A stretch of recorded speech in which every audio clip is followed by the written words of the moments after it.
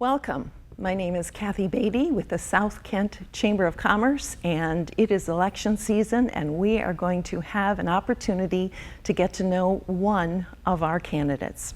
Unfortunately, Congresswoman Hillary Scholten was not able to make it with us tonight, but we do have and are delighted to have Paul Hudson with us. Just so you know, the Chamber is very nonpartisan. We are here to give you information so you can make the decision that you need to make as you go to the voting booth. Our candidate today is Paul Hudson, running for the 3rd District of Congress, and I would like to give him just a few moments to introduce himself. Welcome, candidate Hudson, and thank you for your time this evening. Well, thank you so much, Kathy. Thank you to WKTV and the South Kent Chamber for hosting this. It's a real pleasure to be here.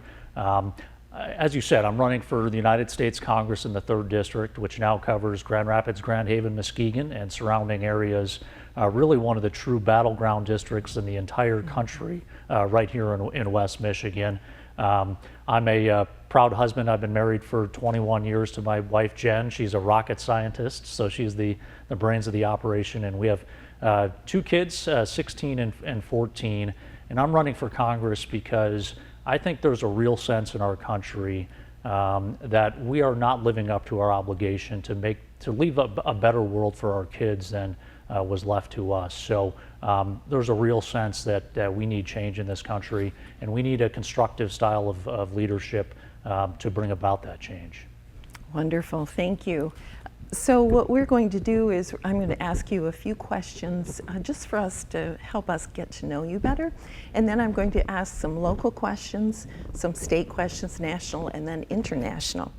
So there are many undecideds still out there. Hard to believe at this late hour that there are.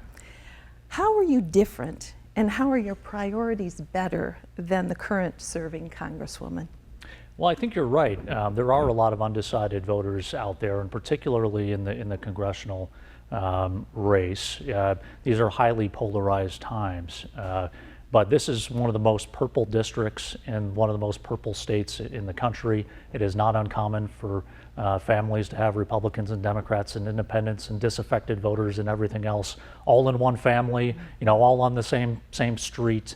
And I think the difference between me and my opponent, Hillary Scholten, is I really do believe that we need to come together as a country. I think we're all going to wake up on November 6th, and half the country is going to be very disappointed in the results of this election. We've always, as Americans, been able to come together, even after bruising election battles, to solve the problems of the nation. I think, unfortunately, what we've seen from Hillary Scholten is that although she has talked a good game about bipartisanship and being sort of centrist, when she got to Congress, the voting record didn't bear that out. And she has a 96% party line voting record. We have not seen sort of the constructive engagement with the other side that's necessary to be an effective legislator, to be an effective advocate on behalf of West Michigan. Mm-hmm. Thank you. Let me ask you again, to get to know you better, who's your hero? Yeah, my personal hero in life is my grandfather, Duffy Daugherty. Some people may have heard of him. He was the head football coach at Michigan State from 1954 to 1972. He won national championships for the Spartans, Big Ten championships. He was on the cover of Time magazine and is in the College Football Hall of Fame. But he wasn't just my hero, he was a true American hero.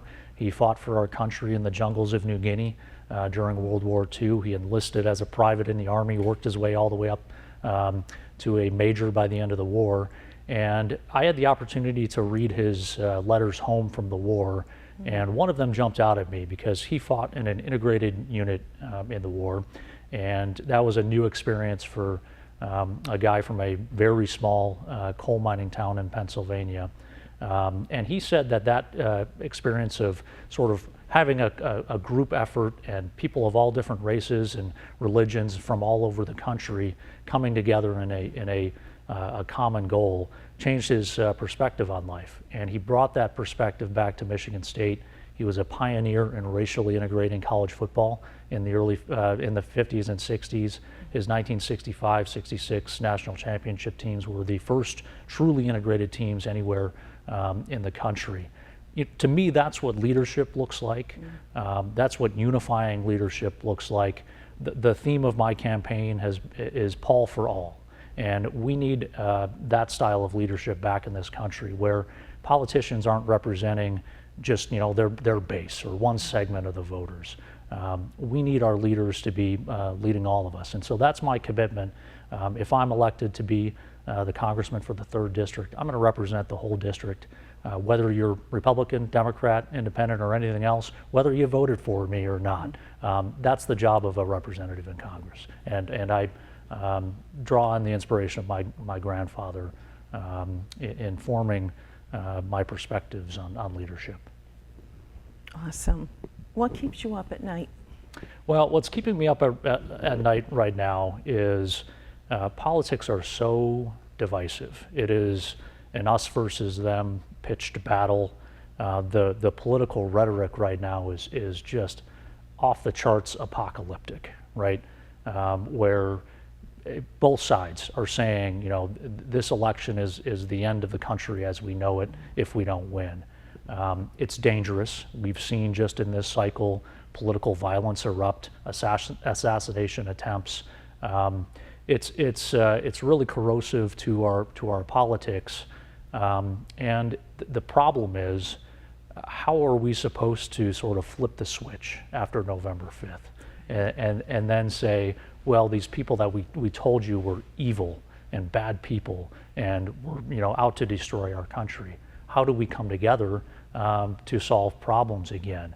The reality is we're going to have divided government most of the time in this country, meaning Republicans have one branch of government or one house of Congress, Democrats have the other, and the American people expect the job to get done even when everything's not lined up perfectly for you. It's just the nature of our system.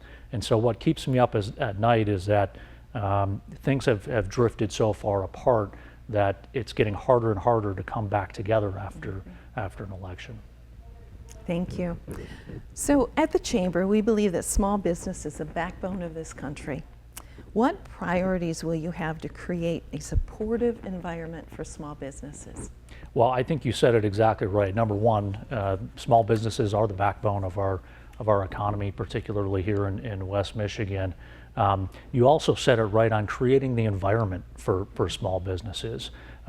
It's about creating a good business climate. The United States and West Michigan has a terrific entrepreneurial spirit, right? And if people are given good conditions to start a business, they will. And with the ingenuity, creativity, they will. What we've seen, unfortunately, though, is from bad policy making, it's harder and harder to run a successful business, whether it's a restaurant or a retailer or whatever it is, with inflation out of control like it is, with cost of gas and energy bills higher and higher.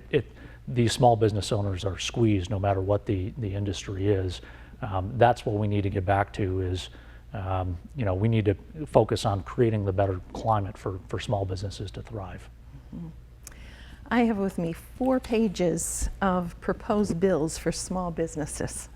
What do you believe that businesses really need to thrive? And can we get more specific? I know this is similar to the last question, but more specific. Let me get specific about one aspect of that I think every single business, small business, no matter what particular business it is, its inflation has gotten out of control. And there was a cause for that. This isn't some mystery whodunit. The cause was irresponsible government spending from Washington. When you dump trillions of dollars of government money into the economy, which is what happened between 2021 and now, inflation is what happens, right? So specifically, we need to rein back on that spending in Congress. There's a bill in Congress called the Limit, Save, Grow Act, which I support. My opponent Hillary Skolden opposed. It sort of sets a structural limit. It resets the spending levels to previous years and then caps growth in spending to 1% over time. It can save $4.5 trillion over the next decade. Those are the kinds of modest, kind of common sense proposals that we need. The federal government is a big ship. We've been redlining the throttle on spending for the past 2 decades, and it's gotten out of control. But that's one thing that we need to do to get inflation back under control, is to stop the government spending. So you're well aware, I'm sure, of the housing issues that we are seeing, lack of housing issues. How can the federal government support communities in creating more housing? Yeah, we need to build more houses. You know, this is another one where there's a common sense answer to this. And it really doesn't matter what type of housing we build. We just need to cut the red tape for builders to be able to build in the communities. We're fortunate in West Michigan to be one of the only growing regions of Michigan and the Midwest. It's a good problem to have, but it also means that housing costs have skyrocketed. We have tens of thousands too few housing units in West Michigan right now. We need to build more housing. And the government's role in that, it shouldn't be, we've heard a lot of these sort of Band-Aid solutions coming out of Washington. Hey, let's give everybody 25 grand for a down payment on a house.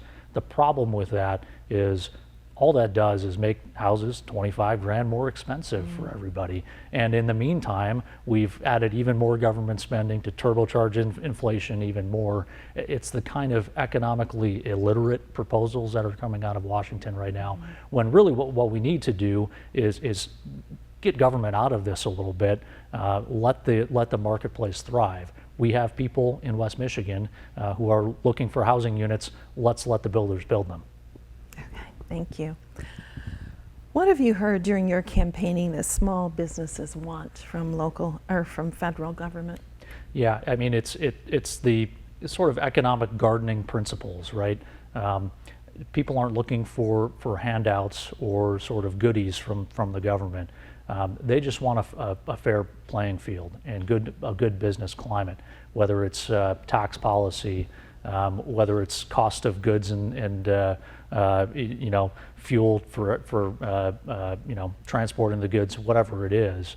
And so that's what they expect from government, is just sort of a sane fiscal policy that creates environment for growth. Have you heard any specific answers on that? One that I've heard repeatedly is where small businesses feel the weight of government is through regulations and through administrative agencies that are enacting those regulations. And one story I heard from a small manufacturer was they had an agency come in and tell them they had to stop sweeping their shop floor, and instead had to install a $10,000, $20,000, $30,000 ventilation system in their business. And there were no safety concerns. The people that were sweeping were already wearing personal protective equipment. So this was just added cost imposed on this small business from the government, and sort of multiply that story across the system. And that's the sort of thing that's weighing small businesses down right now. Thank you. Let's move on to the state. What are the 3 important Michigan issues that you will represent in Congress? I think we've mentioned many of them. Fortunately, in this cycle, Michigan issues are national issues, with all of the attention on Michigan politics. But we have a thriving downtown in Grand Rapids. I think it's really terrific to see sort of that public-private partnership. We need to make sure that people feel safe going downtown. And in communities throughout the region. So we need to support our law enforcement officers. We need to make sure they have the resources. That's what creates a thriving environment in the downtown. Mm-hmm. So could you give me an example of public and private co-working together? Yeah, I think there's a real strong culture in Grand Rapids and throughout West Michigan of the community coming together, working with government to get big projects done. Like, you know, we have some exciting things that are happening here with the amphitheater development, with the soccer stadium coming, maybe with an aquarium around the corner. So these are terrific things. It's going to add a lot of attention and tourism to West Michigan. So those are the types of projects that we need to support. The economy and inflation has hit Michigan hard. Manufacturing jobs are still vital to this state.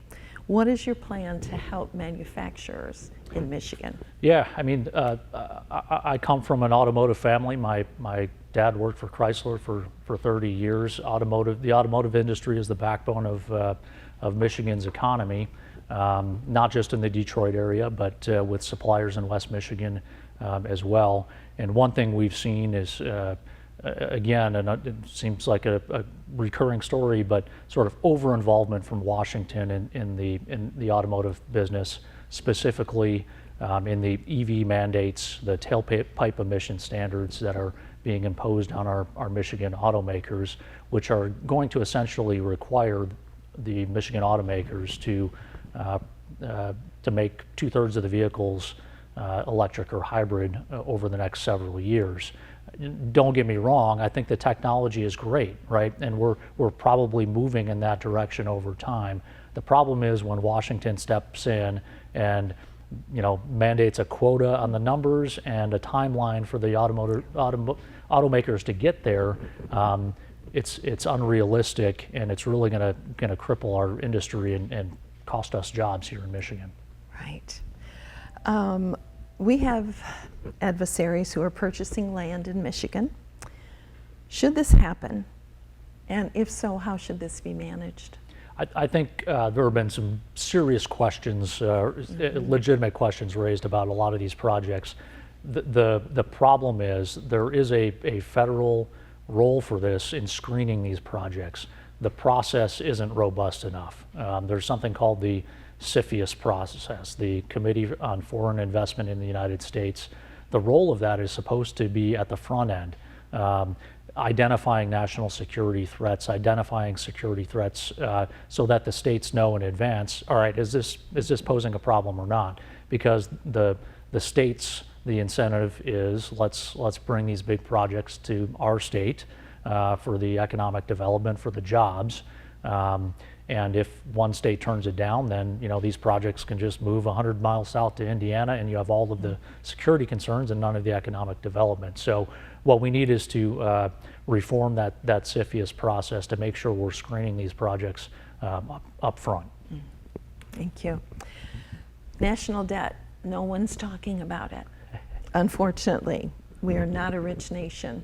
We are trillions and trillions of dollars in debt. What is your plan?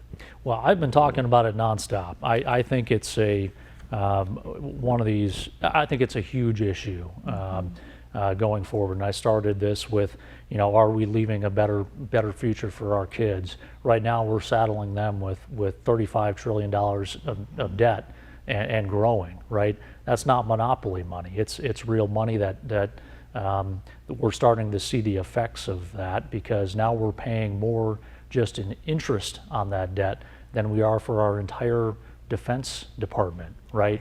Over $1 trillion in interest payments alone this year. That means your tax dollars, my tax dollars from all over West Michigan aren't going to schools and defense and all the things that we want government to be doing. We're just paying interest, $1 trillion of interest. So it's not sustainable. We've gone from $5 trillion in debt 20 years ago, early 2000s, to $35 trillion now.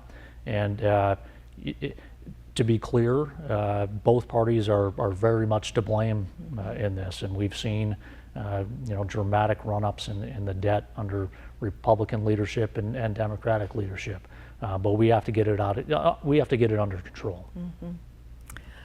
So here's a story that's been in the news. Virginia Governor Youngkin tried to remove non-citizens from the voting rolls, and the Federal Appeals told them they had to reinstate.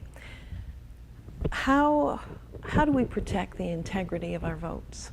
It's really important that everybody has trust in the election process, right? It's the bedrock of our democracy.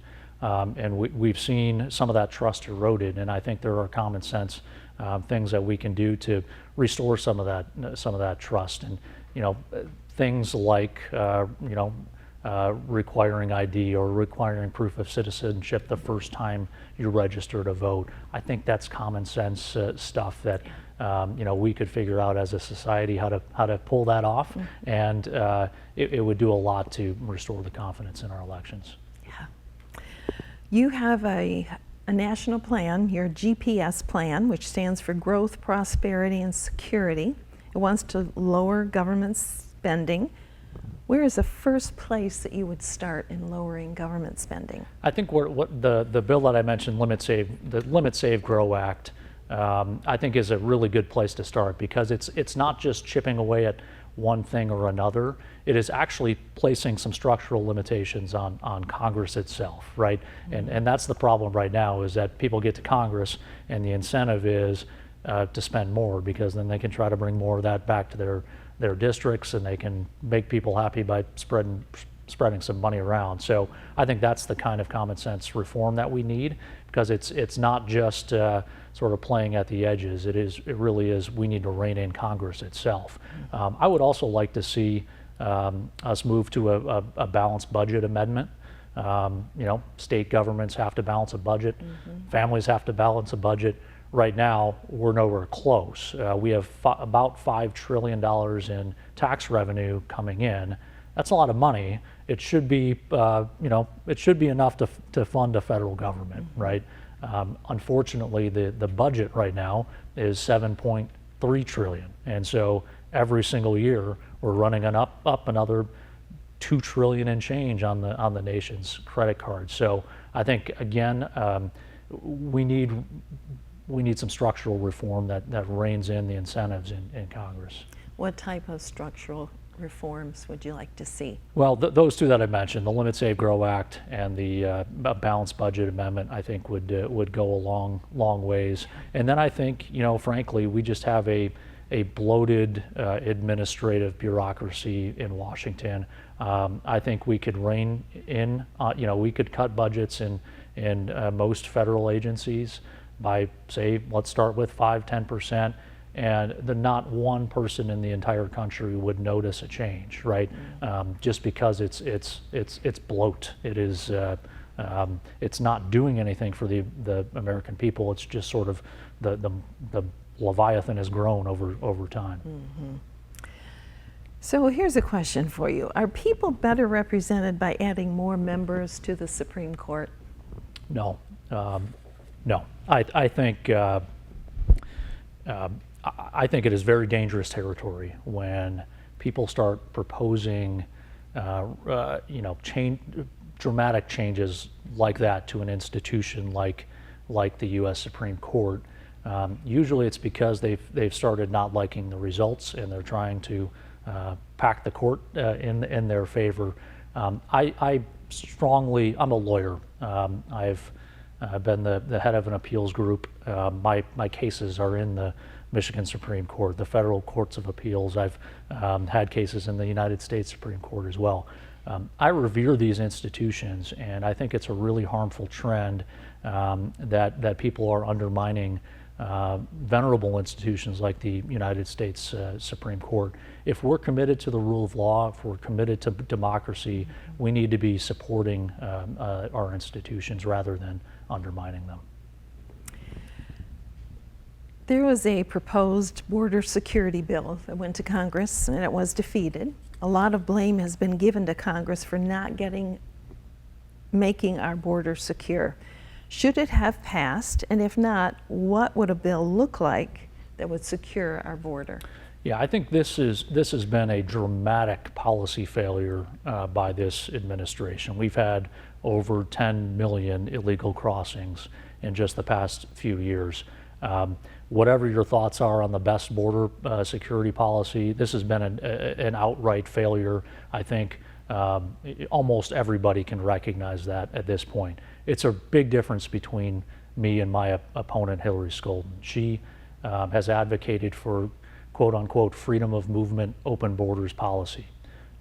That was her background as an immigration activist. That's the perspective she took to Congress. And then she has voted against every single border security bill that has reached the floor of the United States Congress, including the Secure the Border Act in April, May of 2023.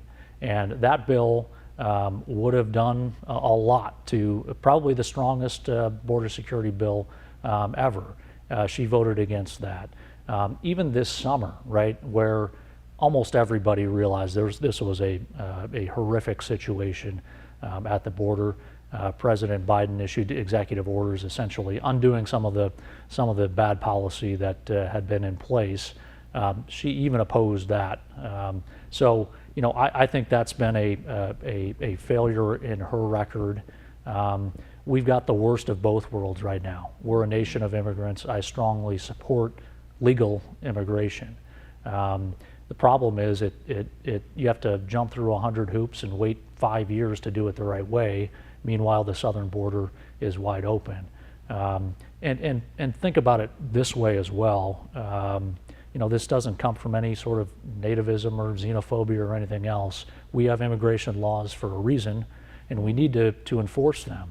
And for example, we've had dozens, I think hundreds, of known or suspected terrorists across the border in recent years.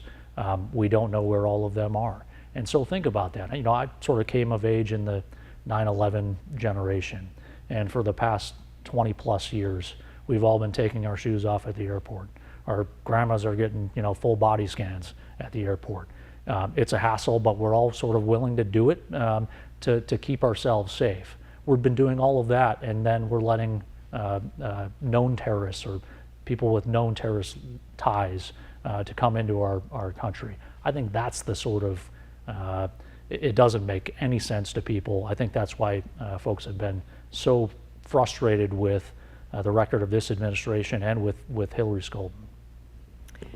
If you were elected, what committees or task force would you want to serve on and why? Yeah, that's a great question. So I mentioned I'm a lawyer, so a Judiciary Committee would be a natural fit there. We have a strong transportation and manufacturing economy here in Michigan, so Transportation and Infrastructure Committee would appeal to me as well. But what I've told folks is, listen, we have enough people in Washington, enough show ponies in Washington. Put me to work, right? There are serious problems to work on, no matter what committee you're on in Congress. And if you're one of the people that's willing to put their head down and get to work, that's how you can have influence in Congress, and it's how you can deliver results for your constituents. You have touched on this, but I'd like to make another point that crime rates are up, and for multiple reasons. And what is the federal government's role? Well, I think it's a couple things. We had a trend recently of not respecting the rule of law, and you know, we saw that in cities across the country of, you know, not enforcing shoplifting laws, or only enforcing them after someone stole, you know, $900 or $1,000 or something like that. We need to get back to a commitment to enforcing the rule of law, and then we need to make sure that we are supporting our law enforcement officers who are dedicating their lives in a dangerous profession and doing a great public service. So we need to make sure that they have the resources that they need. They're keeping all of us safe so that we can sleep soundly at night, and we need to support them in their efforts. So we'll move over to the international. How much have we spent supporting Ukraine, and when do we stop supporting them? Yeah, this is a complicated issue, and a lot of foreign policy is sort of choosing between two bad outcomes, right? And so nobody likes sending money overseas. You know, as we mentioned, we've got $35 trillion of national debt here. We've got problems at our border. We've got problems in our cities. We've got all kinds of issues that Americans would love to see their tax dollars being spent on. On the other hand, the world is a dangerous place, and it always has been, and it always will be. And what we've seen over the past few years is that when bad actors sense weakness from the United States, that's when they act. And I think that's what we saw with Vladimir Putin in Russia. He sensed weakness. He sensed that America maybe wasn't going to stand up to him. And so I did support the supplemental assistance to Ukraine and Israel. Putin told us what he's going to do. He wasn't going to stop until somebody stopped him. So I think that was appropriate to provide weapons and munitions assistance to Ukraine to make sure that Putin didn't just roll over that sovereign nation and continue on to whatever terrible things that he was going to do. Going forward, I think that we're at the stage now where people aren't really sure what the end game here is and what is the goal for the United States if there's another request for assistance from the United States Congress. I think the president, whoever our next president is, has an obligation to explain to the American people specifically what the ask is, specifically what the tax dollars, the American tax dollars, are going to be spent on, and then what's the end game of this conflict? What are we hoping to accomplish, and what's the timeline for making that happen? So your opponent, Hillary Scalton, voted no on H.R. 1469, ensuring accountability for key officials during the Biden-Harris administration for decision-making and execution failures of withdrawing from Afghanistan. Are you familiar with this bill and your thoughts? Yeah, I think if we want to trace one of the root causes of all of the escalating tensions we see around the world right now in Russia, Ukraine, in the Middle East, in the Red Sea, with China on, acting more aggressively in the Pacific. One of the root causes of that was our botched withdrawal from Afghanistan. I think that showed bad actors around the globe that, hey, maybe America isn't what we thought they were, and maybe now is the time that we go in and and we advance our interests because America isn't going to do anything about it. So, no, I think it's unfortunate. I think that it dishonored our men and women in uniform the way we left that war. I think everybody agreed it was time to responsibly disengage from that conflict, but the way it happened was disgraceful. So should the decision makers be held accountable? Certainly. If you're a decision maker in Washington and you don't do the job right, then you should be held accountable for that. Speaking of accountability, how should Congress be held accountable for their finances? We do see a lot of congressmen, different politicians who go in relatively without a lot of money, and then somehow magically they're very wealthy when they leave. What accountability should be in place for Congress and all elected offices? Yeah, I mean, isn't that something, right? Magically, they become brilliant stock traders. No, I think that erodes the public trust. This is a public service that you're doing when you go into Congress. You're not there to get rich or to profit off of your job. And so I support a ban on congressional stock trading. There are just too many opportunities for conflicts of interest there. So let's do that right away. There's really no reason that members of Congress should be trading stocks. I think that would go a long way in restoring the public trust. There's a reason that Congress has something like an 11% approval rating right now. It's both the inaction, but then it's also a sense that people aren't there for the right reasons. My final question, and I'm going to give you a few minutes to wrap up. If you are elected, do you promise to attend South Kent Chambers Government Matters monthly meeting? Yes. Okay, we have it on record. All right. So we would appreciate that. And I'd like to give you just a couple minutes to wrap up, to speak on any topic that we have not covered, and whatever you care to say. Well, I really appreciate your time and going out of your way, and obviously terrific preparation in the questions. I think what's unfortunate is the absence of Hillary Scalton here is noticeable. This was a forum where both candidates were invited. I've enjoyed the conversation and answering questions. I think it is a part of the job as a member of Congress to stand up and debate your opponent. I think that's a healthy part of the democratic process. We can do it respectfully. There's going to be no name calling or any of the nonsense that we see. But Hillary Skolden has dodged all of our efforts to schedule a debate, and obviously she decided not to be here this evening as well. I think that's a really harmful trend. People want to see what their member of Congress is all about. They want to see that person answer tough questions, and they want to be able to see the people on the same stage and compare and contrast and decide who they want to vote for. To me, that's an obligation of a member of Congress, particularly a relatively unknown freshman member of Congress. She should relish the opportunity to get in front of her constituents and explain what she's all about and defend her record.